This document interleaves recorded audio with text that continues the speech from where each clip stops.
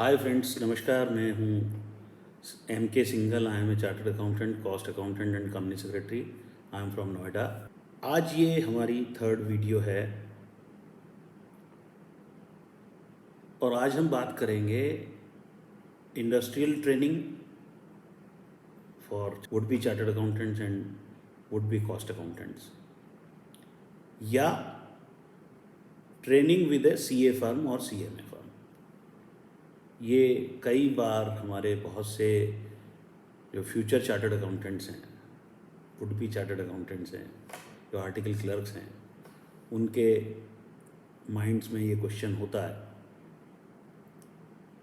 कि भाई मैं इंडस्ट्रियल ट्रेनिंग करूं, किसी इंडस्ट्री में ट्रेनिंग करूं, या मैं किसी चार्टर्ड अकाउंटेंट, या अगर मैं CMA कर रहा हूं तो किसी CMA फर्म में ट्रेनिंग करूं। ये बहुत इंपॉर्टेंट क्वेश्चन है और बहुत वैलिड क्वेश्चन है। तो आज हम इसको डिस्कस करेंगे फ्रेंड्स, और बहुत छोटे से टाइम में ही मैं ये आपका कन्फ्यूजन मैं दूर करने की कोशिश करूँगा कि इसमें क्या चीज़ देखनी चाहिए और क्या इसमें देखने की चीज़ होती है। देखिए, सबसे पहले हम बात करते हैं कि CA के ऑफिस में या CMA के ऑफिस में आपको क्या काम करने को मिलता है। तो फ्रेंड्स, CA के ऑफिस में या CMA के ऑफिस की अगर हम बात करें तो आप करते हैं statutory audit, internal audit, cost audit, cost record preparation, physical verifications बहुत सारे तरीके के, जिसमें कि स्टोर के हो गए, फिनिश गुड्स के हो गए, और इसके अलावा दूसरी मैनेजमेंट कंसल्टिंग के काम भी अक्सर होते रहते हैं। फिर इसके अलावा आप डायरेक्ट टैक्स यानी कि इनकम टैक्स की रिटर्न्स, GST की रिटर्न्स, इनके असेसमेंट वर्क, पोस्ट असेसमेंट, बहुत सारी चीज़ें होती हैं। मान लीजिए रेक्टिफिकेशन होना है इनकम टैक्स की, अगर हम बात करें तो रेक्टिफिकेशन ऑफ मिस्टेक होनी है। 154 सेक्शन है, तो उसके किस तरह से लेटर्स लिखे जाते हैं, क्या कम्युनिकेशन होती है, या लेटर्स नहीं लिखे जाने, अगर आपको वेबसाइट पे ही उसका करेक्शन करना है तो कैसे होता है।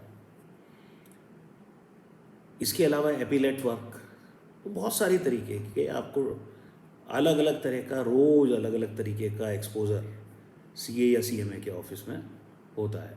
और अगर आप इंटरनल ऑडिट कर रहे हैं, स्टैट्यूटरी ऑडिट कर रहे हैं, तो जाहिर है कि आप जिस इंडस्ट्री का भी कर रहे हैं स्टैट्यूटरी ऑडिट या इंटरनल ऑडिट, तो वहाँ आप हर डिपार्टमेंट में जाते हैं। आप स्टोर डिपार्टमेंट में भी जाएंगे, आप प्रोडक्शन में भी जाएंगे, आप सेल्स में भी जाएंगे, आप परचेज में, अकाउंट्स में, सारे डिपार्टमेंट्स में जाएंगे, सब तरह के रिकॉर्ड चेक करेंगे, इंटरनल कंट्रोल्स का इवैल्यूएशन करेंगे। तो पूरे बिजनेस प्रोसेसेस का और SOPs का आप रिव्यू करते हैं और देखते हैं कि भाई किस तरीके से इंडस्ट्री में काम हो रहा है। अब हम बात करते हैं फ्रेंड्स कि जब आप किसी इंडस्ट्री को ज्वाइन करते हैं ट्रेनिंग के लिए, इंडस्ट्रियल ट्रेनिंग करते हैं, तो आप क्या करते हैं। तो वहाँ जनरली क्या होता है कि आपको एक डिपार्टमेंट में, ख़ास तौर पे अकाउंट्स डिपार्टमेंट में, आपको लर्निंग का मौका मिलता है, और वो भी इन जनरल 1 या 2 सीट्स पे वहाँ बिठाया जाता है, उस पर काम कराते हैं। वैसे तो अलग अलग इंडस्ट्री में अलग अलग आपको किस डिपार्टमेंट में किस फंक्शन के लिए ट्रेनिंग के लिए रखा गया है, इस पे डिपेंड करता है। लेकिन फिर भी इन जनरल जो मैंने देखा है वो ये है कि मैक्सिमम 1 या 2 सीट्स पे आपका जो ड्यूरेशन है ट्रेनिंग का, वो पूरा हो जाता है। तो जाहिर है कि उसमें आपको वर्टिकल नॉलेज तो हो गई, लेकिन हॉरिजॉन्टल नॉलेज उसकी नहीं होती, हर फंक्शन की नॉलेज नहीं होती वहाँ। अब होता क्या है कि वो एक ब्रांडिंग के लिए, लिमिटेड पर्पस के लिए ठीक है, मैं एग्री करता हूँ टू सम एक्सटेंट, लेकिन लॉन्ग रन में क्या है कि उसका अगर हम कंपैरिजन करें, अगर सीए या सीएमए के ऑफिस में जो ट्रेनिंग होती है उसके साथ, तो आपको लर्निंग अपॉर्चुनिटीज़ सीए या सीएमए के ऑफिस में ज़्यादा होती है अनडाउटेडली, क्योंकि वहाँ आप वैरायटी ऑफ वर्क करते हैं। वहाँ पे आप अगर इंडस्ट्री में भी जा रहे हैं, इंटरनल ऑडिट करने जा रहे हैं, स्टैट्यूटरी ऑडिट करने जा रहे हैं, तो कई सारे डिपार्टमेंट्स में आप जा रहे हैं, अलग अलग जगह अलग अलग काम देख रहे हैं, एसओपीज देख रहे हैं, नंबर ऑफ क्लाइंट्स के यहाँ आप जाते हैं। कोई क्लाइंट सर्विस इंडस्ट्री वाला है, कोई क्लाइंट मैन्युफैक्चरिंग इंडस्ट्री वाला है। मैन्युफैक्चरिंग में भी अलग अलग तरह की इंडस्ट्री हैं। मान लीजिए आप शुगर मिल में जा रहे हैं तो उनके बिजनेस प्रोसेसेस बिल्कुल डिफरेंट होंगे। लेकिन अगर आप एक फॉर्मुलेशन इंडस्ट्री में जा रहे हैं, मेडिसिन बनाने वाली कंपनी में जा रहे हैं, तो वहाँ बिल्कुल डिफरेंट तरीके के होंगे। वो बैच प्रोसेसिंग इंडस्ट्री है, शुगर इंडस्ट्री एक प्रोसेस इंडस्ट्री है। तो कहने का मतलब ये है कि हर इंडस्ट्री का अलग अपना एक्सपीरियंस है, अलग एक्सपोजर है। हर डिपार्टमेंट का एसओपी अलग है, उसके सिस्टम्स अलग हैं। वहाँ देखने के बाद आपको एक कॉन्फिडेंस आता है और एक अलग नॉलेज आती है आपको। सारे डिपार्टमेंट्स का बिजनेस प्रोसीजर जब आपको पता लग जाता है, समझ में आता है, और जब वाइड वैरायटी का इंडस्ट्री का एक्सपीरियंस होता है, आप सर्विस इंडस्ट्री का भी एक्सपीरियंस ले आए, वहाँ के परचेज प्रोसीजर्स भी, परचेज तो वहाँ भी होती है, परचेज मैन्युफैक्चरिंग इंडस्ट्री में भी होती है, परचेज शुगर मिल में भी होती है अगर मैन्युफैक्चरिंग इंडस्ट्री की बात करें, परचेज फॉर्मुलेशन इंडस्ट्री में भी होती है, लेकिन सबका सिस्टम अलग अलग होता है। तो उन सिस्टम को जब आप देखते हैं और उसको इवेल्युएट करते हैं तो आप पाते हैं कि आपने इंटरनल कंट्रोल का एक तीसरा सिस्टम, जो कि आपका अपना बनाया हुआ सिस्टम है, उसको बनाने के लिए आप कैपेबल हो जाते हैं। वो सिस्टम समझ में आने लगता है, वो बसने लगता है आपके अंदर, उसको आप पीने लगते हैं, उसको जीने लगते हैं आप। और जब तक आप किसी सब्जेक्ट को, किसी एक्सपीरियंस को आप पीते नहीं हैं, अगर उसको जिया नहीं आपने, अगर आपने सिर्फ उसको पढ़ा या देखा, तो देखने से दोस्तों कुछ नहीं होता। जब आप उस सिस्टम को, उस एसओपी को जब आप जी रहे होते हो, पी रहे होते हो, तब वो सिस्टम अंदर आपके जगह लेने लगता है। और जब वो जगह लेने लगता है तब आप हायर लेवल के मैनेजमेंट के साथ इंटरेक्शन के लिए कैपेबल हो जाते हो। उस कैटेगरी में आने के लिए आप कैपेबल हो जाते हो। तो होता क्या है कि जब बाद में आप इंडस्ट्री ज्वाइन कर, ऐसा एक्सपीरियंस लेने के बाद आपको शुरू में तो अच्छा लगेगा कि भाई मैं इंडस्ट्रियल ट्रेनिंग कर रहा हूँ, लेकिन होगा क्या कि आपको सिर्फ एक सीट की वर्टिकल नॉलेज तो होगी, 2 सीटों की वर्टिकल नॉलेज तो होगी, लेकिन इंडस्ट्री की ओवरऑल हॉरिजॉन्टल नॉलेज, भाई अब अगर आपने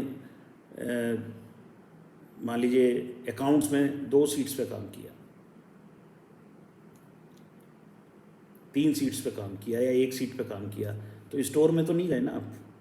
जब स्टोर में नहीं गए तो आपको ये तो पता नहीं कि स्टोर में जब माल रिसीव होता है तो डॉक्यूमेंटेशन क्या होती है, एमआरएन बनती है या नहीं, एमआरआर बनती है या नहीं, कैसे बनती है वो।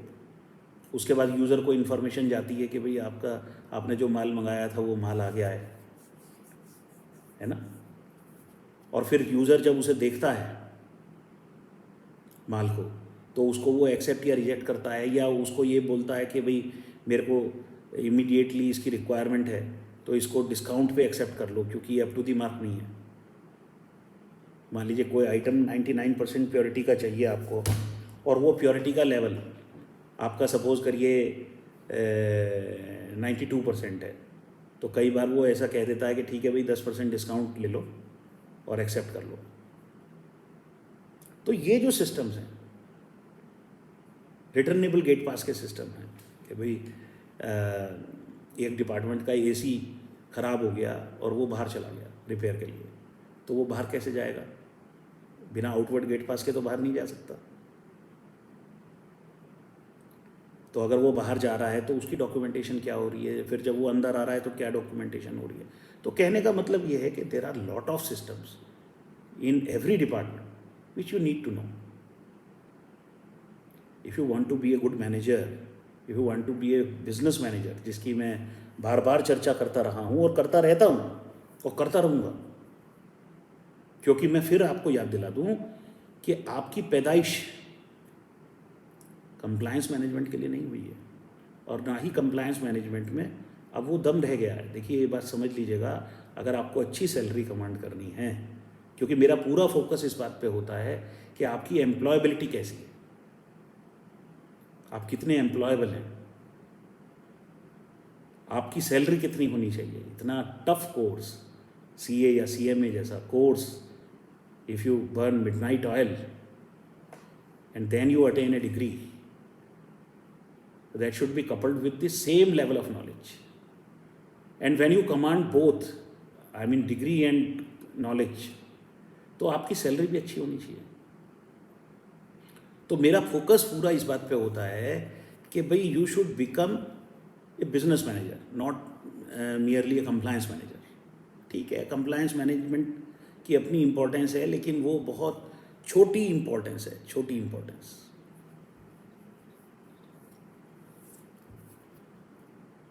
बिजनेस मैनेजमेंट में अगर आप रोल प्ले करते हैं तो बहुत इंपॉर्टेंस है आपकी, और बहुत अच्छी सैलरी आप कमांड करते हैं। तो अगर आपको उस लेवल पे पहुंचना है दोस्तों, तो मुझे लगता है कि एक्सपोजर का लेवल वो सीए या सीएमए फर्म में आपको बहुत अच्छा मिलेगा।